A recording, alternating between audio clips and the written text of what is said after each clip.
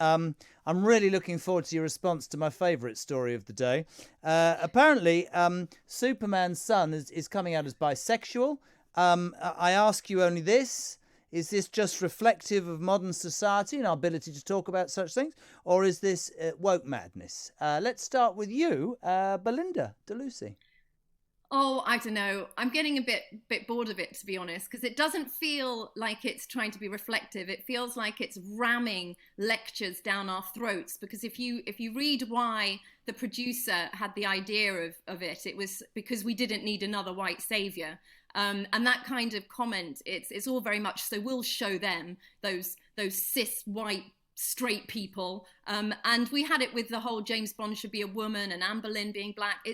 It's just, listen, create your own characters. These communities, all of us, whatever community we say we're from, have the perfect intellect and creativity to come up with our own big superhero characters if we want them reflecting us. Now, I don't mind. It doesn't bother me, but I've got 4 kids, and this gender ideology is being shoved down their throats every single day at school and on social Well, media. I tell you why I tell you why I'm gonna agree with you, and I move it. Just final word from you, Richard Powers. Side.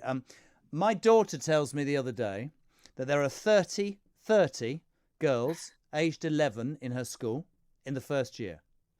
This year, 11 of them are talking to a child psychologist about gender confusion. I ask you a question. I'm just going to sit on the fence on this one.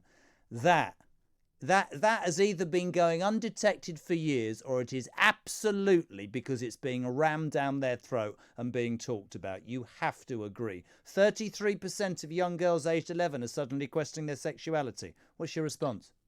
I think it's an interesting thing that Belinda said. She said, if they want to have these new characters, then why don't they go and create them rather than changing the old ones? Something to that effect. That is, Belinda, exactly what they're doing. They've created a new character, and they've chosen for this new character to be a gay or a bisexual character. So they're not ramming anything down anyone's throat. They're not changing an old character. It's can I just say this again? A new character. And when you purposefully go out there onto the radio and you tell people that they're having something rammed down their throats, that you imply that there's this old character that everyone loved that's being changed, you are deliberately dividing people. You are deliberately confecting a row to make people dislike each other, to make people hate each other, to make people feel like the things that they care about are being taken away from them, when that just obviously isn't true. It's just, there's no evidence for it. In fact, the evidence is against that, right? Because it's a new character. I'm not usually speechless. I love you two. You're going to go off and have dinner now, aren't you? I appreciate you. I have to move on. Seriously, I really, really appreciate it. You put your tights on, Richard, and you brush your blonde hair and have a nice dinner, and you'll be back, you two, any time on this show.